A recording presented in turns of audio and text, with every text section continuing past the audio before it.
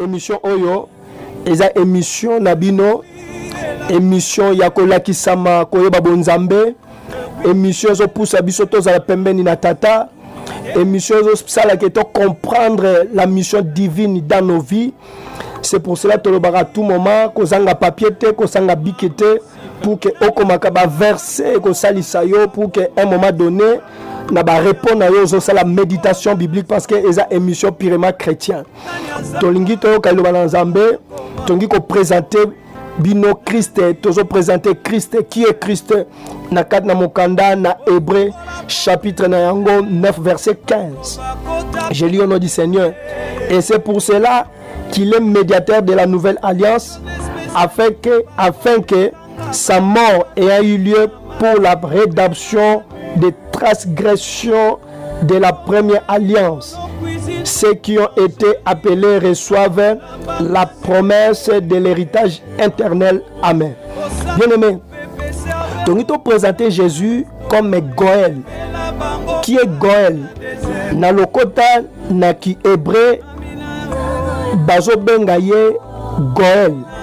Goël signifie parent rédempteur ou proche parent. Il y a droit et il y a devoir, il y a s'engager légalement, il y a assumer une responsabilité. Il est le fils héritier et le premier-né du père. Naki hébreu babengie Goël. Nakata étude de goélogie, toza kolinga koye kola koyeba ke Christ azanani ba action na ye ba mission na ye na bomo na biso bato na mokili. Maintenant bien aimé, nakata na ba responsabilité Christ azana droit o babengi Goël. Goël azanani babengi proche parent rédempteur mosikoli na batu moto ko défendre batu na moment makambo ya malamu te. Donc azali na droit azana devoir ya ko s'engager légalement mtoko pegise te tanga za ko s'engager ko défendre mutu aza ko s'assumer o babengi responsabilité azali fils héritier le premier né du père mwana liboso na tata mwana na likinda na tata na kati ba responsabilité na ye azana droit ya ko arracher donc babengi droit ya rachat de terre ko racheter o babengi femme du défunt. Donc défunt tango akufi mokufi akufi mwasi ya défunt donc Goël azana droit ko zoyer ko batela ye après mowei azana droit ya ko batela ba frère ya libota soki makambo ezo ya mabe bakoluka Goël. Goël ndaza molobeli ya famille, Goël ndaza défenseur ya famille. Donc nakata ba responsabilité ya Goël babengi azana droit ya ko venger nation. Donc soki nation ezana problème Goël akoya atelemi lokola héritier du père pour na ko sala vengeance parce que nation na ye ezu problème.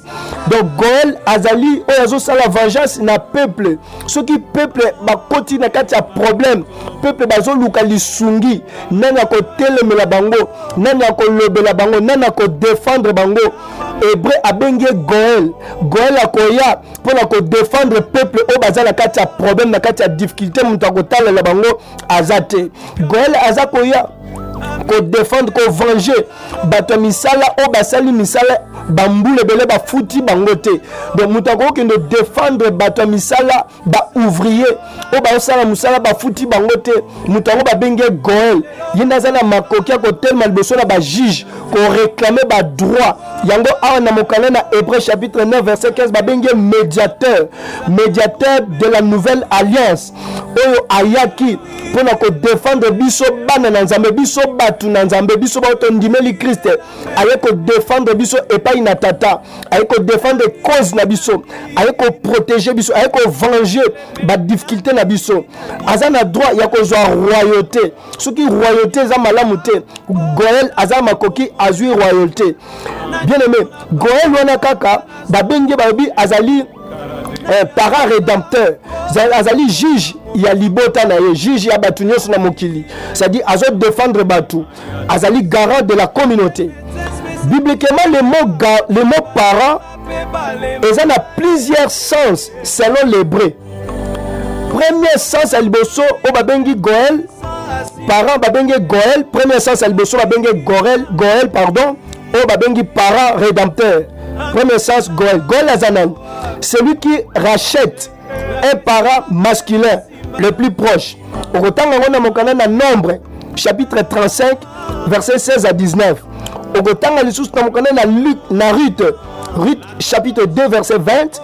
Autant de sous Ruth chapitre 3 9 à 13. Toba qui soit papier comment parce que oza malakisi ya komema biso to comprendre makambo na Nzambe ndenge nini etambolaka ba action na Christ ndenge nini salemaka. Bien aimé, Nombre 35 16 19, Ruth chapitre 2 verset 20, Ruth chapitre 3 verset 9. Alors atokuti aza lisusu moto yo aza kopesa vie na ye mpona batu. Yango Christ alobi nazwi ordre epai na tata ya kopesa bomoi na ngai epai na batu ebele. Ezali ordre o nazwi ya kopesa pe naza na makoki ya korécupérer bomoi na ngai. Donc on eza ba responsabilité ya Goël. Deuxième sens ya parent rédempteur babenge shei na ki hébreu azali un parent par le sang biologique ou paternel, c'est-à-dire parent biologique. Oh la boti batu. Donc tant que vous papa a quoi assumer responsabilité tant que père pour na libota na ye ko za responsabilité ya ko lia ya libota ko lata ya libota santé ya libota protection ya libota menace no se ko ya ba ko tuna parent o azali parent biologique o aboti batu. Ezali deuxième sens ya parent rédempteur. Troisième sens ya parent rédempteur babengi karov. Karov azali un ami intime qu'on peut consulter dans un conflit familial. Donc ami intime baza ko consulter na moment famille eza na problème. Ami intime ya famille doit camarade ya papa na bino, papa zate papa kufa, papa na bino azaki na camarade mo banda ko tambola na camarade ne ya motema.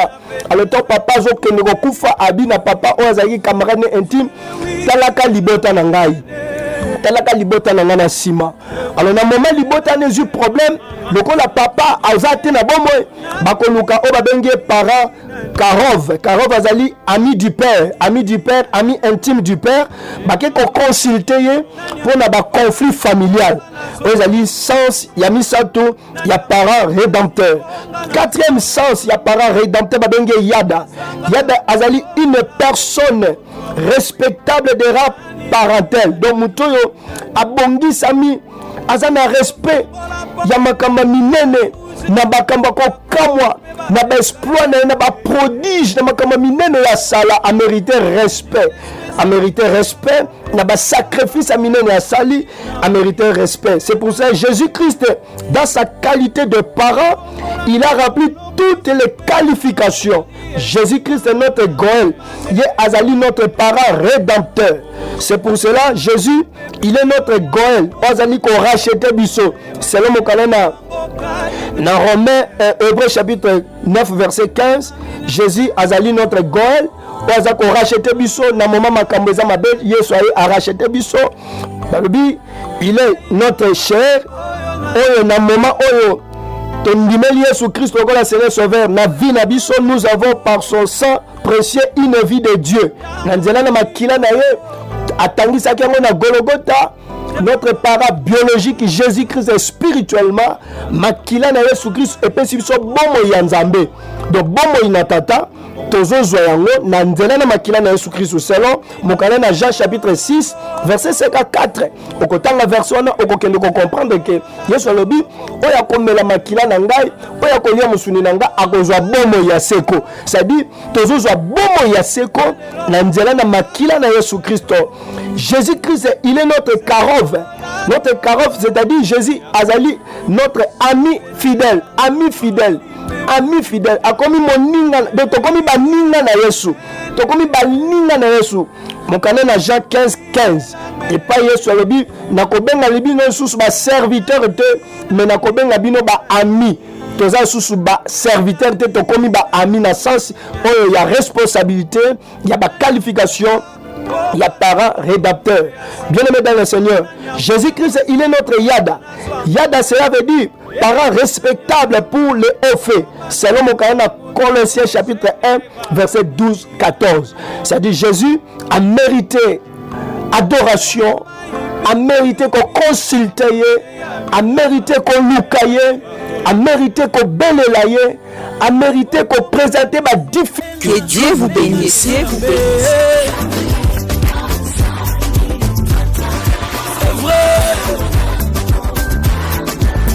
Jamais.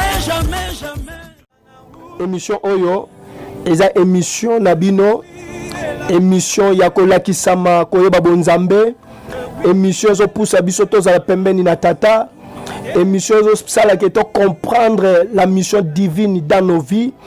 C'est pour cela que tolobaka tout moment kozanga papier te, kozanga bikete pour que okomaka ba verset ko salisa yo pour que un moment donné na ba répondre yo zo la méditation biblique parce que eza émission purement chrétien. Tolingi to kaloba na Nzambe, tongi ko présenter bino Christ, tozo présenter Christ qui est Christ na kat na mokanda na Hébreu chapitre na yango 9 verset 15. Je lis au nom du Seigneur et c'est pour cela qu'il est médiateur de la nouvelle alliance